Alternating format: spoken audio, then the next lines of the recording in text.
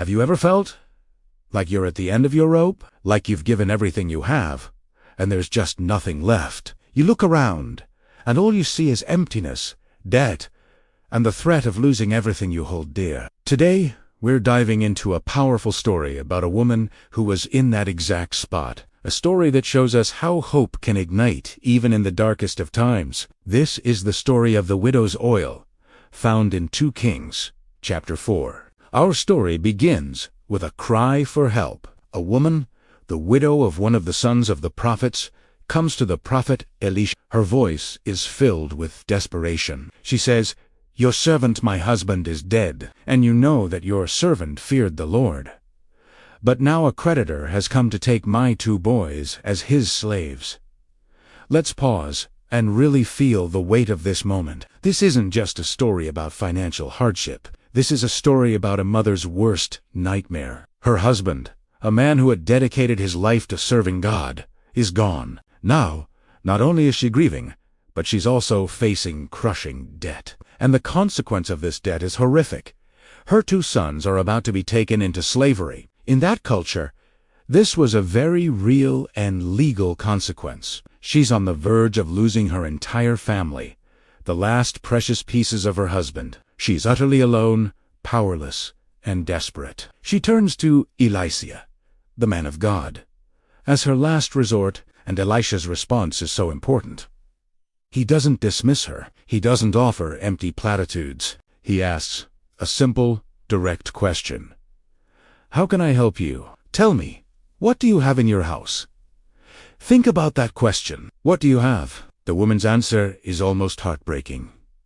She says, "Your servant has nothing there at all, except a small jar of olive oil." Nothing except. It's almost an afterthought.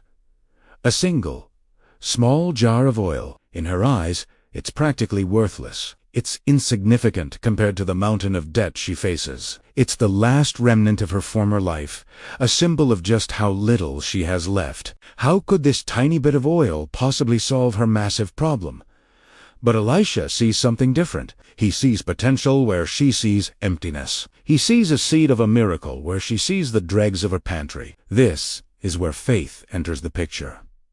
Elisha gives her a set of very strange instructions. He says, "Go around and ask all your neighbors for empty jars. Don't ask for just a few."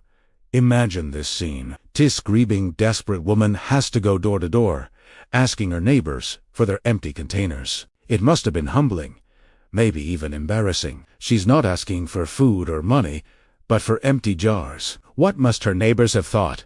What on earth does she need all these for? But she obeys. She and her sons gather the jars, bringing them into their small, empty house. They collect not just a few, but as many as they can find, filling their home with these empty vessels.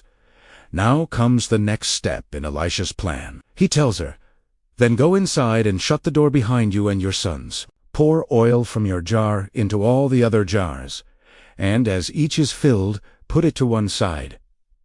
Close the door." This is a private miracle, a personal encounter between this family and God. It's not for public display. It's an intimate act of faith happening within the 4 walls of their home, hidden from the eyes of the world. So the mother and her 2 sons close the door. They stand there with 1 small jar of oil and a room full of empty containers. The air is probably thick with anticipation and maybe a little bit of doubt. The sons start passing the empty jars to their mother. She takes her little jar of oil, tilts it, and begins to pour. And then the impossible happens. The oil starts to flow. It fills the first jar to the brim. She puts it aside. Her sons hand her another. She pours, and the oil keeps flowing, filling the second jar. Then a third and a fourth. Can you imagine the look on their faces? The initial shock turning into wide-eyed wonder.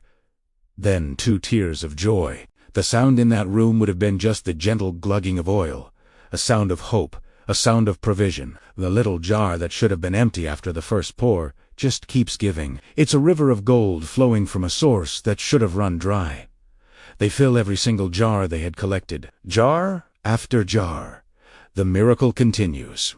The room that was once a symbol of their emptiness is now filled with the evidence of God. It's abundance. Finally, she says to her son, "Bring me another one."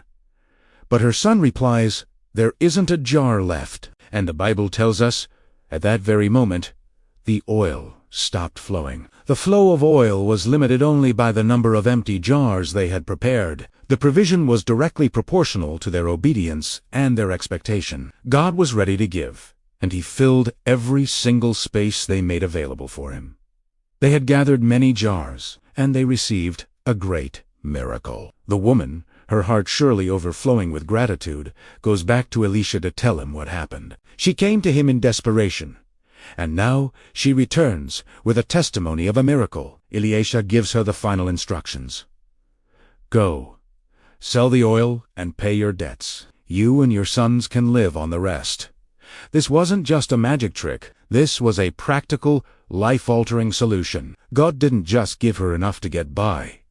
He gave her more than enough. The sale of the oil would be sufficient to cancel her debt completely, freeing her sons from the threat of slavery. And there was enough left over for them to live on. God didn't just solve her immediate crisis. He secured her future. He restored her family, her dignity, and her hope. So, what can we take away from this incredible story today? First, it teaches us to bring our nothing to God. The widow thought she had nothing but a little oil, but in God's hands, our little is always more than enough. What do you have in your house today? Maybe it's a small talent, a little bit of time, a tiny seed of faith. It might seem insignificant to you, but when you place it in God's hands, He can multiply it beyond your wildest imagination. Don't despise the small things. Second, the story shows the importance of obedience, even when the instructions seem strange. Going to collect empty jars probably felt foolish, but the widow's obedience unlocked the door to her miracle. Sometimes, the path God asks us to walk doesn't make logical sense to us, but faith is about trusting His wisdom over our own understanding. Third, we see that our capacity to receive from God is often determined by the space we make for Him. The oil stopped flowing only when there were no more empty jars. How much room are we making for God to work in our lives? Are we bringing Him our empty spaces, our needs, our fears, our dreams, and expecting Him to fill them? Or are our lives already too cluttered with our own plans and worries? Let's be people who are not content with just a few jars, but who come to God with great expectation. Finally, this story is a beautiful picture of God's heart. He is a God who sees the desperate, who hears the cries of the helpless, and who provides in abundance. He didn't just solve the widow's problem. He gave her a future and a hope. He is a God of restoration. So today, if you're feeling like that widow, at the end of your rope, surrounded by debt, fear, or loss, I want to encourage you. Take a look at what you have. It might not look like much, but offer it to God. Take that step of obedience He's asking of you, even if it feels strange. And then, get ready. Close the door. Get alone with Him, and prepare your empty vessels, because the God of the widow is your God, too. He is ready and able to pour out His blessing, to pay your debts, and to give you enough to live on. He is the God of more than enough. Thank you so much for joining me today to explore this powerful story. I hope it has encouraged you as much as it encourages me every time I read it. If this message resonated with you, please give this video a thumbs up and consider subscribing to the channel for more content like this. And I'd love to hear from you in the comments. What's the little jar of oil in your life that you can bring to God today? Until next time, be blessed.